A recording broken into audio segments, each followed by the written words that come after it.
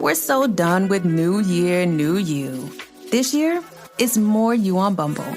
More of you shamelessly sending playlists, especially that one filled with show tunes. More of you finding Geminis because you know you always like them. More of you dating with intention because you know what you want. And you know what? We love that for you. Someone else will too. Be more you this year and find them on Bumble. This episode is brought to you by LifeLock. During tax season, your personal info travels to a lot of places. Between payroll, your tax consultant, and the IRS. If your W-2 gets exposed, that's just the ticket for identity thieves. That's why LifeLock monitors millions of data points every second. If your identity is stolen, they'll fix it guaranteed or your money back. Don't let identity thieves take you for a ride. Save up to 40% your first year. Visit LifeLock.com/podcast. Terms apply. This is Optimal Health Daily, the most important life lesson from Kill Bill, and What Should Be versus What Is, both by Roger Lawson of rajlawfitness.com. And I'm Dr. Neil, your host and narrator. Hey there, welcome to another Wednesday edition of Optimal Health Daily. This is just one of a bunch of podcasts where we read to you from blogs for free so that you don't have to read them yourself, except on Fridays. That's where I usually answer your questions. Now, today is Wednesday, and like I do every Wednesday, I like to share a little bit of inspiration with you. So here's today's inspiration. Quote, "If you can link something hard to a choice you care about, it makes the task easier. Make a chore into a meaningful decision, and self-motivation will emerge." Charles Duhigg. All right, now that we're in the right frame of mind, let's get right to today's 2 posts and start optimizing your life. The Most Important Life Lesson from Kill Bill by Roger Lawson of rajlawfitness.com. Whether you want to be a better lover, learn how to cook like a master chef, or lose the extra fluff currently engulfing your sexy parts, I know you want to improve your life in some way. What's stopping you? Fear. How do I know? Because we're the same, you and me. I've been there too. From being petrified of getting on stage and trying to make a crowd of complete strangers pee their pants from laughter, not writing consistently and crying writer's block, to abandoning a diet early because I was too hungry, felt like I was losing too much muscle, or a hodgepodge of excuses I used to cover up the fact that I was too scared to get it done. The worst part? I never admitted that I was afraid. I started to believe these excuses, to embody them, to live them. Each time that I fooled myself into thinking I was a fearless man who simply encountered insurmountable barriers, it became easier to fall into that paradigm the next time. After years of this vicious cycle, I painfully realized that I wasn't living the life of my dreams, not because of anyone else or a lack of opportunities, but because of my own doing. It broke me hard. Here is the most important advice you'll ever hear, regardless of what you apply it to. Know your real edge and sharpen it relentlessly. Your edge is the point where you start to back off, to rationalize, to bury yourself in the minutia, to buy into whatever BS story soothes your fears and gives you a reason to stop short of absolutely crushing a goal, leveling up your inner badass in the process. In Kill Bill, Hattori Hanzo was the man. When you needed Japanese steel, a weapon capable of waging a roaring rampage of bloodshed and vengeance without losing stopping power, you called Hanzo. One does not simply create a Hanzo sword, however. Such a creation is forged only through consistent, methodical effort and honesty. Here's how to create your own Hattori Hanzo lifeblade. 1. Describe your current edge in detail.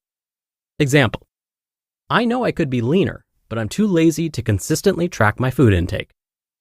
And 2, own your current edge, committing to lean slightly into the discomfort each time you encounter it. Lean too far, and the resistance encountered will be too great. Lean too little, and there will be no growth. Quote, "A free man is free to acknowledge his fears without hiding them or hiding from them. Live with your lips pressed against your fears, kissing your fears, neither pulling back nor aggressively violating them." David Data. Face your fears, hone your edge, and create a life worth living. Don't sell yourself short. What Should Be versus What Is by Roger Lawson of RajLawFitness.com. Reality is a harsh and cruel mistress, but she's always fair.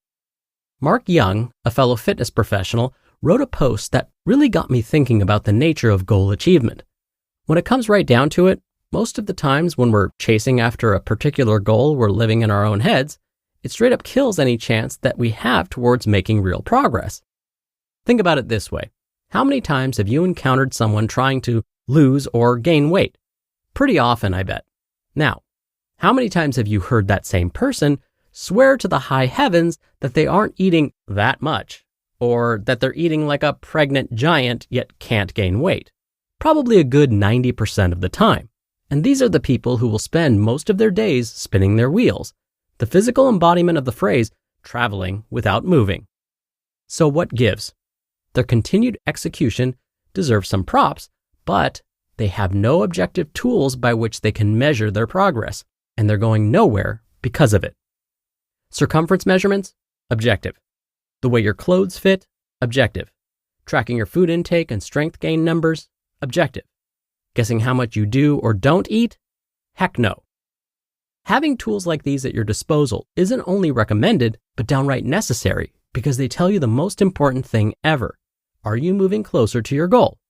It's like the ultimate flowchart to awesomeness.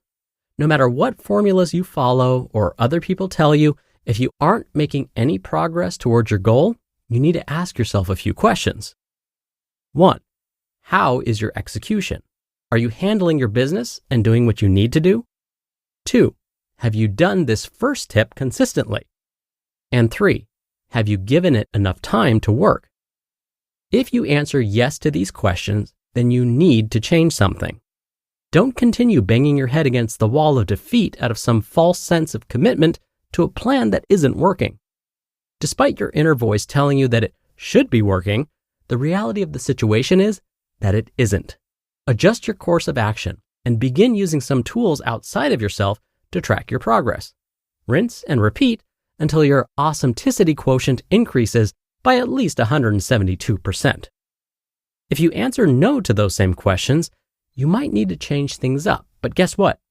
You have no idea if you do or not. Your execution and consistency is all over the place. Plus, you haven't given enough time for the fruits of your labor to grow.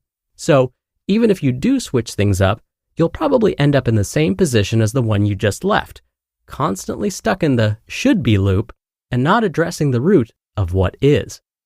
Until you meet those 3 basic requirements, you have no frame of reference to base your changes on, so anything you do is pretty much a shot in the dark. I wish someone had told me this when I was younger, but sadly I had to get it dropped on my head in a song for it to stick. A movement in any random direction is not progression.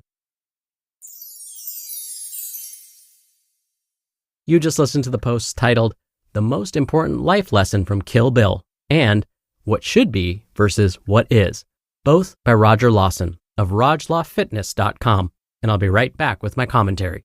When was the last time you checked if your insurance still fits your needs? With Insurance Pro agencies powered by VIU by Hub, find the right coverage in minutes. Visit topratedquotes.com or text RATES to 855-665-0829 to get personalized auto, homeowners, renters, condo, and other insurance quotes from over 50 top-rated carriers across the U.S. It's fast, simple, and designed to make the process as effortless as possible. Ready to start? Visit topratedquotes.com or text RATES to 855-665-0829 today. Insurance Pro agencies powered by VIU by Hub, helping you protect what matters most. Insurance has never been this easy. Texting RATES means you will receive information and occasional promotional messages. Message and data rates may apply. You can reply STOP to opt out at any time. I can say to my new Samsung Galaxy S25 Ultra, hey, find a keto-friendly restaurant nearby and text it to Beth and Steve. And it does without me lifting a finger, so I can get in more squats anywhere I can. 1, 2, 3. Will that be cash or credit? Credit. 4. Galaxy S25 Ultra, the AI companion that does the heavy lifting so you can do you. Get yours at Samsung.com. Compatible with select apps. Requires Google Gemini account. Results may vary based on input. Check responses for accuracy. Dr. Neil here for my commentary. So, I just happened to be listening to a book called Peak by Kay Anders Erickson and Robert Poole. The book is all about how to properly set goals and become the best version of yourself. The book is based on 30 years of research that Dr. Erickson conducted. And so much of this book agrees with both of Roger Lawson's posts from today. Now, I'm going to directly quote sections from this book, Peak, which will take the place of my commentary. The sections I'm about to quote summarize my thoughts on these posts perfectly. So, here we go. Quote, "The reason that most people don't possess extraordinary capabilities isn't because they don't have the capacity for them, but rather because they're satisfied to live in the comfortable rut of homeostasis and never do the work that is required to get out of it. They live in the world of good enough. We learn enough to get by in our day-to-day lives, but once we reach that point, we seldom push to go beyond good enough. We do very little that challenges our brains, and for the most part, that's okay. Good enough is generally good enough. But it's important to remember that the option exists.